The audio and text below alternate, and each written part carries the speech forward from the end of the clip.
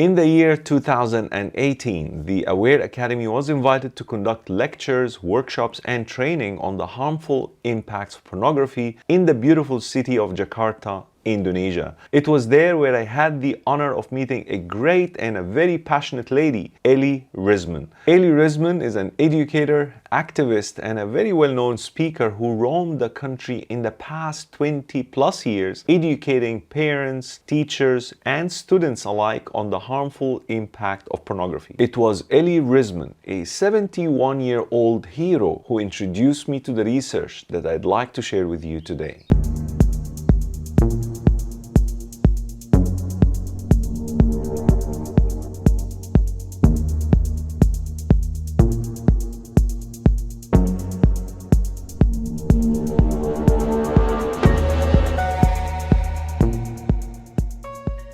Welcome to another episode of Pandemic. Today we are discussing Wael Ibrahim's story and the research of today's episode. She told me that in the past she had met Dr. Donald Hilton, a very well-known neurosurgeon from the US. He was in Indonesia delivering lectures about the harmful impact of pornography on the physical brain. It was there where she came to know about another study, a study that was conducted at Cambridge University. In that study, the researchers have examined 19 patients who were affected by compulsive sexual behavior and compared them with the same number of healthy volunteers. They examined them using a scanning system known as fMRI to measure their brain activity when they are exposed to pornographic content, and the finding was astonishing. The researchers found that 3 regions in the brain were more active in people with compulsive sexual behavior as compared with the healthy volunteers. Not only that, but these regions are the same being activated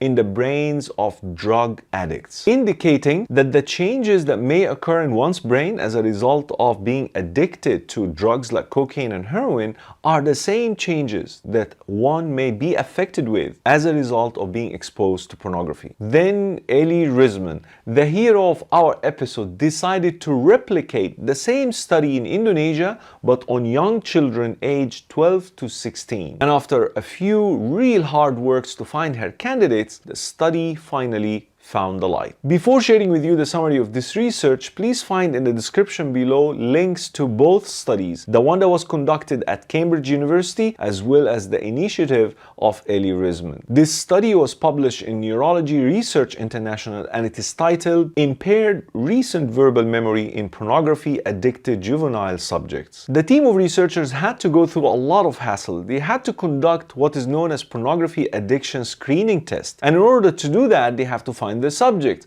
and in order for them to find the subjects they had to roam the country. Wael Ibrahim was one of the people who traveled and conducted sessions at schools to collect samples, to collect her subjects, children. To convince the parents was another hassle. To find children who were not addicted was another hassle, another challenge. And finally, of 740 children who were presented with 92 questionnaires regarding their consumption to pornography, 30 candidates were selected. 15 were addicted to pornography and 15 were non-addicts. And unlike the study that was conducted at Cambridge, the students of our research were not exposed to any pornographic content during the research. Instead, they were examined through different means to measure their verbal memory, visual memory, and attention. And the finding, once more, was astonishing. They found that these children who were addicted to pornography are actually impaired in their verbal memory. Verbal memory is so essential when it comes to memorizing words, concepts, and languages,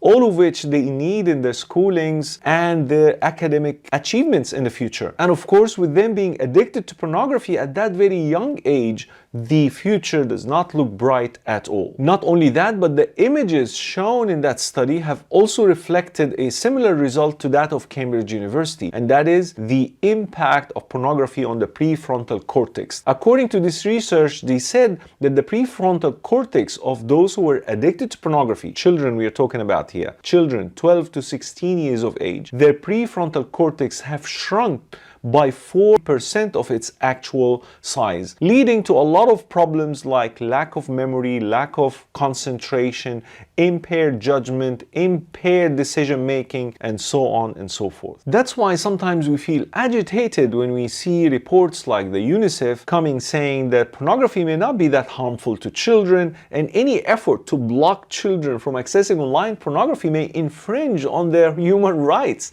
Can you believe it? Where science is telling us that pornography could damage your brain physically, UNICEF, a reputable agency working for humanitarian causes to save lives, is telling us no, it's not harmful, and anyone who tries to block children from accessing pornography is infringing on their human rights. So it is your call. You got the facts, you got the science telling you that pornography could damage the brain, not only of your children, but anyone for that matter. So if you found the content of this episode beneficial, then please share it with others, and don't forget to subscribe to our channel. Don't forget that. Subscribe to our channel and leave comments below, and we'll see you next Thursday. See you then.